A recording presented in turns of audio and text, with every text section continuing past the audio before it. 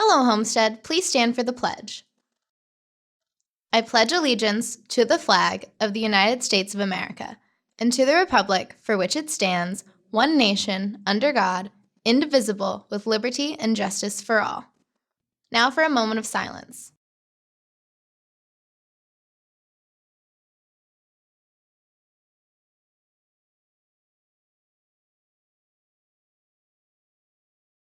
Hello, Homestead. It's Friday, January 20th, and time for another episode of HHS In Depth. I'm Gabe Smith. And I'm Ellie Davis. On today's show, you'll learn about Homestead's broadcasting classes and the opportunities available to students who are enrolled in those classes. We'll bring you an all-new student profile this week over senior Sarah Carter and how she's helping veterans in need by knitting. The only entirely student-run club, FCA, is profiled. You'll learn when and where they meet and how you can be involved. Austin Render brings us another sports corner, this week over the boys basketball team. We'll have all those stories, as well as an all-new Tech Talk, weekend weather with Garrett Willis, and a visit from one of our student section leaders. So stay tuned for today's episode of HHS In Depth.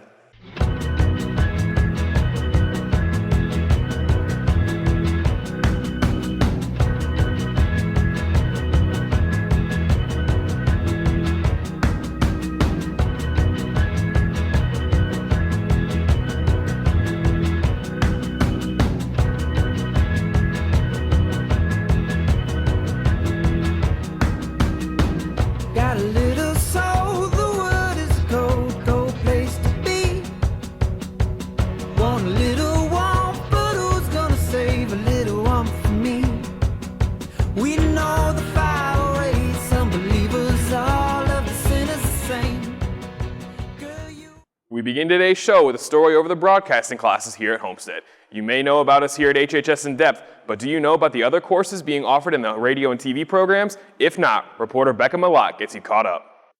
Homestead offers students many opportunities to explore different interests and possible career fields. One such program is the radio and TV broadcasting classes. For television production, which is HHS In Depth, the class is geared towards making the weekly announcements. And every week, we come in, have production meeting, and get busy to make that week's announcements. Radio broadcasting is actually running the station 91.1 live, whether you're on the air, whether you're making things to be put on the air. Sports broadcasting is a class that is geared around everything sports, and that thing has evolved really in the last 8 years or so that we've had it. Some years we're on the air more doing sports talk shows, some years we're in the production studios making promos. The new class, Advanced Audio and Video Production, we're going to try to blend things from all the classes that we don't necessarily do. Those in-depth assignments are projects that are very long, something that's spaced out and better planned for bigger and longer productions. The program gives students a head start in media and broadcasting that'll aid them in pursuing a career. They're interesting classes. Radio broadcasting and TV broadcasting both offer interesting fields of study, and on top of that, it gives you an experience that you wouldn't necessarily find at most other schools.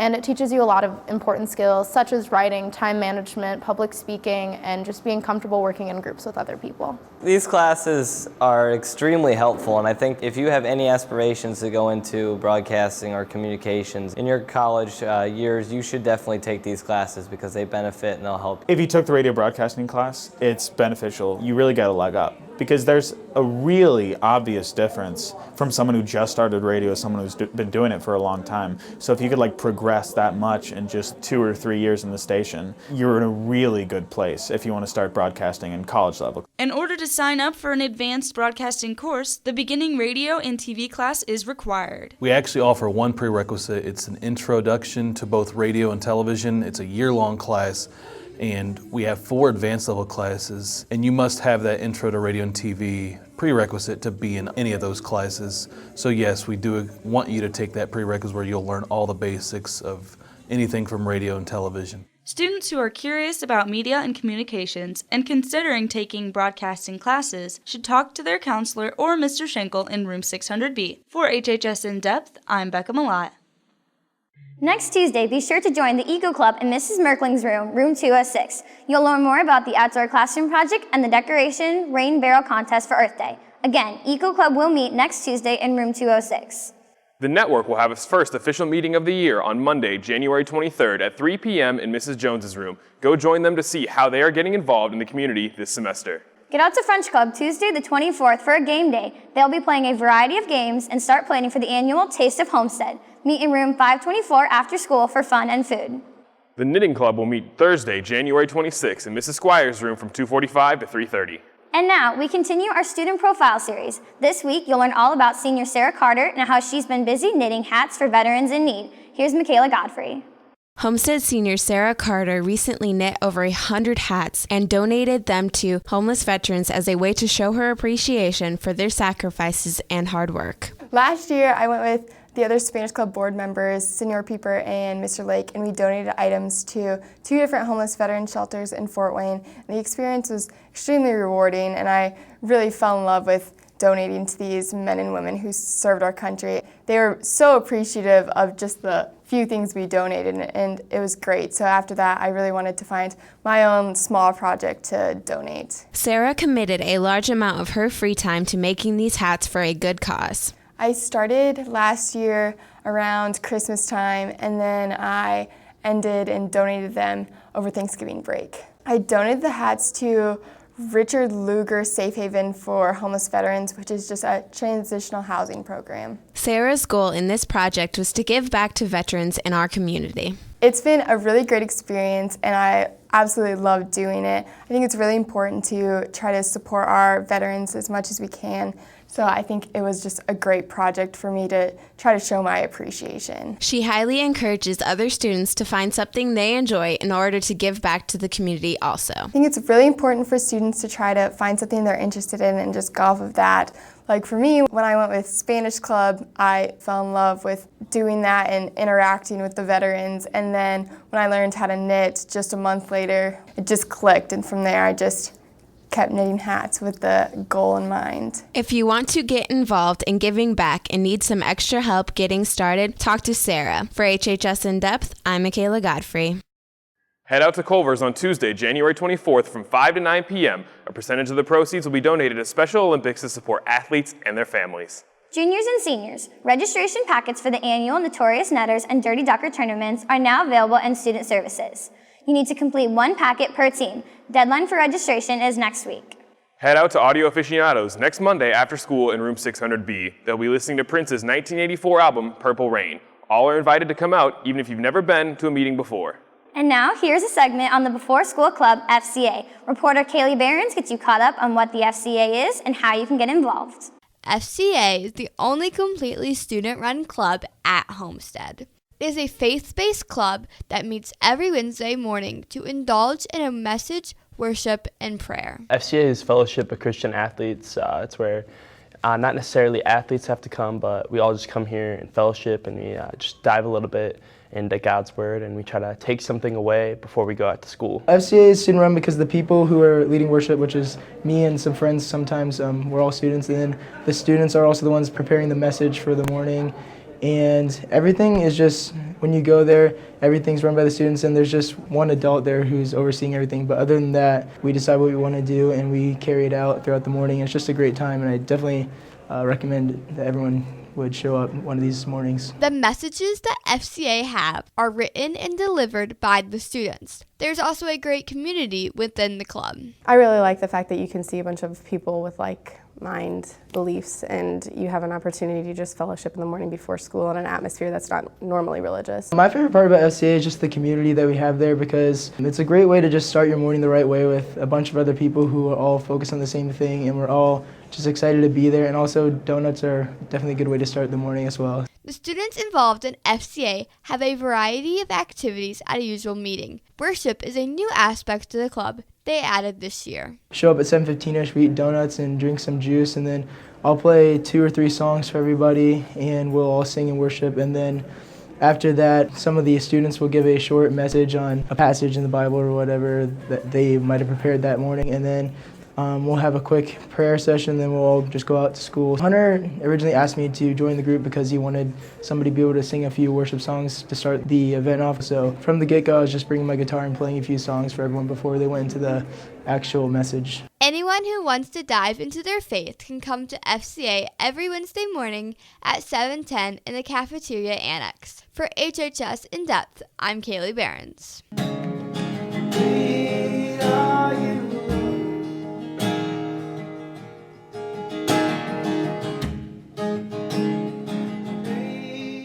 It's the most wonderful time of the year. Indiana Latin Week starts next Monday, so make sure to come out to the meeting on Tuesday, January 24th for fun, games, and information about how you can celebrate Indiana Latin Week. Remember to wear a Latin shirt on Tuesday. Have you wanted to join the speech team but haven't found the time? There's good news. The speech team is still accepting members for its final round of tournaments in February. See Mr. Fisher in room 616 for more information.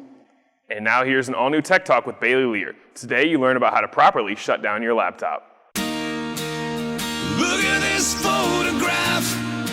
Every time I do it makes me. Hey there, Spartans. Bailey Lear here for the very first Tech Talk of this year, the show where we talk about tech. This week's tech issue is shutting down your computer. Since the CMT recommends that you shut down every Friday, this week we teach you how to do it correctly. So here's an example of how you should go about shutting down your computer the correct way. Just make sure you close all programs, save all your documents so you don't lose them on the restart, and just make sure that everything is closed. Then you go down to the bottom left, click the Windows key, then click the power button and click shut down. This will then shut down your computer and install the updates you need. And if you want to be one of the bad boys that uses the power button, I'm just going to find you and smack you on the hand. Don't make me do it. Well, Homestead, hopefully all of you now know how to shut down your laptops. That's all we have time for this week. Bye. And now here is HHS In Depth weatherman Garrett Willis with this weekend's weather forecast. Hello Homestead, my name is Garrett Willis and this is your inauguration day and weekend weather forecast. Tonight's rain is going to be huge as we reach a high of 50 degrees, but rain showers will be prevalent throughout the day and into the night as we reach down to a low of 45. The warm-up on Saturday will be big league as we approach record high temperatures with a high of 58 and cloudy skies throughout the day with a low of 45. And lastly, on Sunday, rain will be coming down for the entire day as we approach a high of 53 and a low of 42. Thanks for watching the #1 weather forecast at Homestead High School. I'm Garrett Willis. Have a great weekend. And now it's time for another Sports Corner with Austin Render. This week you'll learn about our boys basketball team and tonight's big girls-boys doubleheader. Hello Homestead, I'm Austin Render back with another edition of the Sports Corner. This week we check in with the boys basketball team to see how their season's going.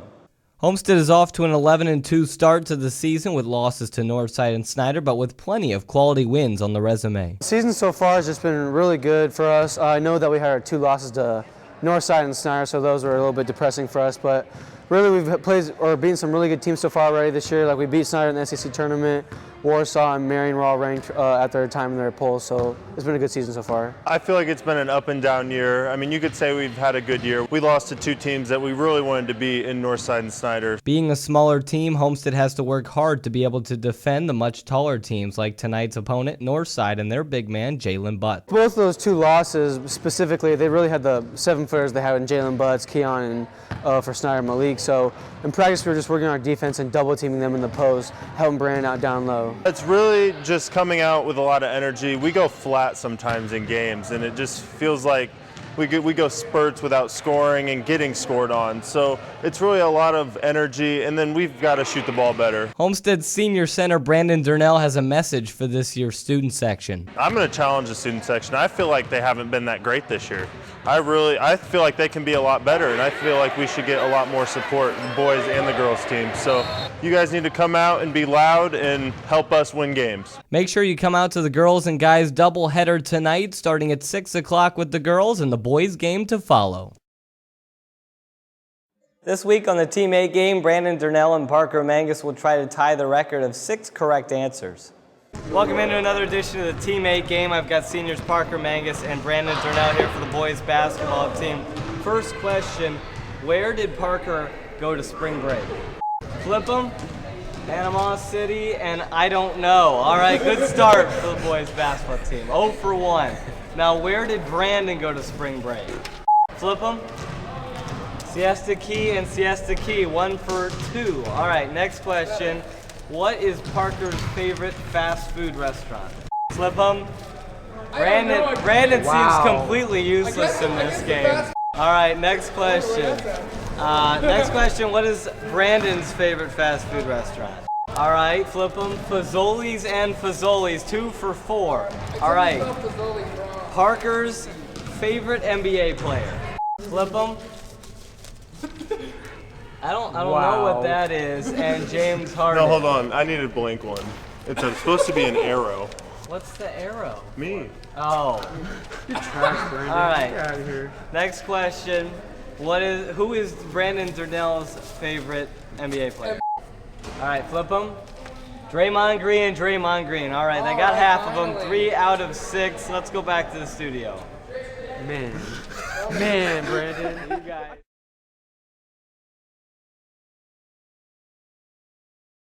Now it's time to check in with student section leader Liam Schoaf on information for tonight's pivotal matchup with Northside.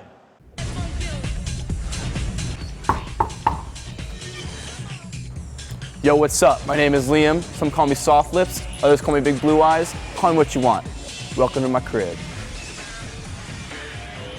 Moved in about 4 years ago, got a mortgage, signed a lease through JP Morgan. I've been doing big things since then. Show you guys my crib. This is the 3-point line. I have to call it the kitchen because it's where Jack Ferguson sauces it up. This is my trophy room, so I display all my accomplishments. It's pretty much the pride and joy of my crib.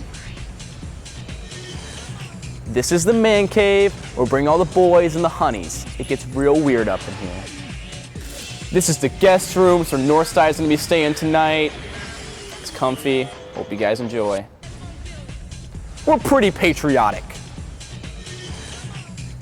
This is the home office where Brandon L goes to work in the paint.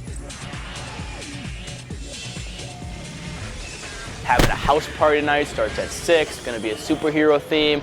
Seamus Guerra's gonna be there. Come show your boys some love. This has been Young Chest Divot. You've seen my crib. You don't have to go home, but you can't stay here. Good luck to all Homestead athletes participating this weekend, and make sure to get out and support the basketball teams tonight at home against Northside, and senior night for the girls is tomorrow against Heritage Christian. That's all for this edition of the Sports Corner. I'm Austin Render. Have a great weekend, Homestead. Just a follow-up to tonight's student section theme. For any student who doesn't have a superhero outfit, you are encouraged to wear blue, and be sure to get there early as a big crowd is expected. Well, that wraps up this edition of HHS In Depth. I'm Gabe Smith. And I'm Ellie Davis. Thank you for watching today. And now here are this week's Pictures of the Week. Congratulations to senior Hannah Houston and junior Nick Cooney for having their pictures selected. To have your photo in the running for Picture of the Week, just email us a high-resolution photo in landscape mode with your name and grade level to hhsindepth@gmail.com. Have a great weekend, and we'll see you next week.